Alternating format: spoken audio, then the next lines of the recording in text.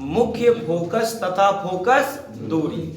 पहले हम लोग ये जानेंगे कि गोलीय दर्पण का मुख्य फोकस क्या है, फिर जानेंगे फोकस दूरी क्या है, फिर ये जानेंगे जो कल पढ़े थे वक्रता त्रिज्या और फोकस दूरी दोनों के बीच क्या रिलेशन है। ठीक, और ये आपके एग्जाम में लगभग पूछा जाता है इनसे। मुख्य फोकस क्या है, फोकस दूरी क्या है, फोकस दूरी और वक्रता त्रिज्या के बीच क्या संबंध है, या फिर इनसे न्यूमेरिकल्स वगैरह सब भी पूछ दिया जाता है। तो एकदम ध्यान से देखिएगा, समझे कि नहीं, एक एक चीज को बारीकी से समझते हुए, चाहे समझ में नहीं आएगा एकदम डायरेक्ट हाथ खड़ा करके क्वेश्चन पूछ सकते हैं, कोई दिक्कत वाली बात नहीं है। चलिए देखिए क्या लिखे हैं, गोलीय दर्पण का मुख्य फोकस और तथा क्या फोकस दूरी। गोलीय दर्पण का मुख्य फोकस तथा फोकस दूरी। तो कहता है कि गोलीय दर्पण के मुख्य अक्ष, कल पढ़ाए है ना, मुख्य अक्ष ध्रुव और वक्रता केंद्र को मिलाने वाली सरल रेखा को मुख्य अक्ष कहा जाता है। तो गोलीय दर्पण के मुख्य अक्ष के समांतर आने वाली प्रकाश की किरणें, फिर से बोलिए हम क्या बोल रहे हैं, गोलीय दर्पण के क्या मुख्य अक्ष के समांतर आने वाली प्रकाश की किरणें दर्पण से परावर्तन के बाद, दर्पण से परावर्तन के बाद जिस बिंदु पर कटती है, या लेकिन कहां कटती है, ये मुख्य अक्ष के जिस बिंदु पर कटती है, किसके अक्ष पर, किस अक्ष पर, मुख्य अक्ष के। तो गोलीय दर्पण के मुख्य अक्ष के समांतर, मुख्य अक्ष के समांतर आने वाली प्रकाश की किरणें दर्पण से परावर्तन के बाद मुख्य अक्ष के जिस बिंदु पर कटती है या कटती हुई मालूम प्रतीत होती है। देखिए क्या बोले हम, फिर से बोलिए इसको, गोलीय दर्पण के मुख्य अक्ष के समांतर आने वाली प्रकाश की किरणें क्या दर्पण से परावर्तन के बाद मुख्य अक्ष के जिस बिंदु पर कटती है या कटती हुई मालूम प्रतीत होती है, उसे उस गोलीय दर्पण का मुख्य फोकस कहते हैं।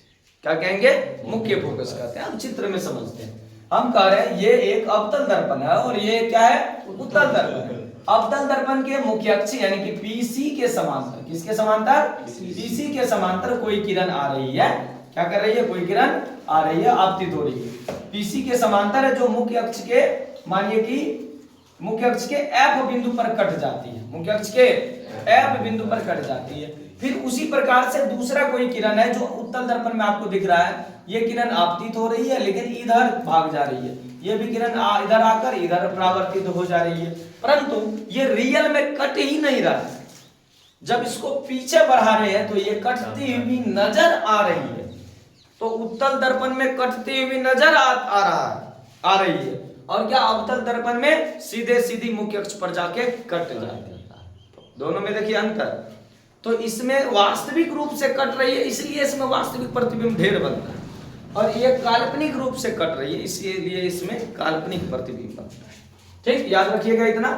तो मुख्य फोकस क्या है, बोलिए, याद कीजिए ना, दर्पण ना, गोलीय दर्पण के मुख्य अक्ष के समांतर आने वाली प्रकाश की किरणें ना मुख्य अक्ष के जिस बिंदु पर करती है या करती हुई मालूम प्रतीत होती है, उसे उस दर्पण का मुख्य फोकस करें। कोई दिक्कत यहां तक, आगे बढ़े। अगला है, देखिए, मुख्य फोकस को एफ से सूचित करते हैं, कैपिटल एफ से, किससे, बड़ी एफ से सूचित करते हैं। दूसरा देखिए क्या लिखे, फोकस दूरी, फोकल लेंथ क्या है। तो गोलीय दर्पण के ध्रुव P, गोलीय दर्पण के ध्रुव P तथा मुख्य फोकस F, मुख्य फोकस F के बीच की दूरी PF को फोकस दूरी कहते हैं। क्या कहेंगे, फोकस दूरी कहते हैं। इसे स्मॉल f से सूचित करेंगे, किससे सूचित करेंगे, छोटी f से सूचित करेंगे, स्मॉल f से। अब है आगे गोलीय दर्पण की वक्रता त्रिज्या और वक्रता त्रिज्या के साथ साथ फोकस दूरी के बीच क्या रिलेशन है, क्या संबंध है। इसको निकालने से पहले सिद्धांत ये जान लेते हैं कि रिलेशन क्या है, बाद में जानेंगे कि ये रिलेशन कैसे फिट हुआ ना, और ये रिलेशन कैसे हुआ ये हम प्रूव करके दिखाएंगे। तो ये समझिए कि गोलीय दर्पण की जो वक्रता त्रिज्या है वो फोकस दूरी की 2 गुनी होती है। क्या बोले हम, वक्रता त्रिज्या r है, सब कोई जानते हैं, कल बताए हैं। और क्या फोकस दूरी क्या है, f है, स्मॉल f, अभी तुरंत ऊपर में पढ़े ना है। यानी कि जो फोकस दूरी है वो वक्रता त्रिज्या की आधी होती है, या फिर जो वक्रता त्रिज्या है वो फोकस दूरी की 2 गुनी होती है। समझे क्या, अब हम इसको फिर से रिपीट करें, देखिए सिद्धांत कहता है हमारा गोलीय दर्पण की वक्रता त्रिज्या फोकस दूरी की 2 गुनी होती है, यानी r जो है वो 2 गुना f होता है, और वही f जो है वो r/2 होता है। फोकस दूरी त्रिज्या का आधा और त्रिज्या फोकस दूरी का 2 गुना। बात बराबर है ना? तो अब इसको प्रूव करके दिखाते हैं क्या ऐसा सच में होता है, तो दिखा दें। बोलिए क्या है? ये क्या है? एक दर्पण है। कौन सा दर्पण है बताइए? अरे कौन सा दर्पण है? अवतल दर्पण। अवतल दर्पण से कोई किरण है ना? पहले मान लीजिए अवतल दर्पण का ध्रुव P है, वक्रता के अंदर C है, P और C की दूरी बीच है R, यानी कि वक्रता त्रिज्या क्या है? R है, मुख्य फोकस F है, इसकी फोकस दूरी स्मॉल f है ना? तो यही हम लिखेंगे, माना कि M डैश एक अवतल दर्पण है जिसका ध्रुव P, वक्रता केंद्र C, वक्रता त्रिज्या R, मुख्य फोकस F तथा फोकस दूरी स्मॉल f। कोई दिक्कत? आगे बढ़े। फिर क्या कर रहा है देखिए, AB एक आपतित किरण है जो दर्पण के B बिंदु पर आपतित होता है I आपतन के साथ, और R परावर्तन कोण के साथ BD दिशा में परावर्तित हो जाता है। यहां तक कोई दिक्कत नहीं। B से C तक एक वक्रता जो यहाँ वक्रता केंद्र पर खींचा गया है, केंद्र पर खींचा गया ये अभिलंब है। हम सब जानते हैं कि आपतित किरण पर ही जिस बिंदु पर आपतित होती है उसे क्या कहते हैं? आपतन बिंदु। क्या? और आपतन बिंदु पर खींचे गए लंब को ही कहते हैं अभिलंब। क्या कहते हैं? अभिलंब। तो यहाँ C से लेकर B तक जो खींचा गया लंब है ये दर्पण का अभिलंब है, जो है CB। क्या है?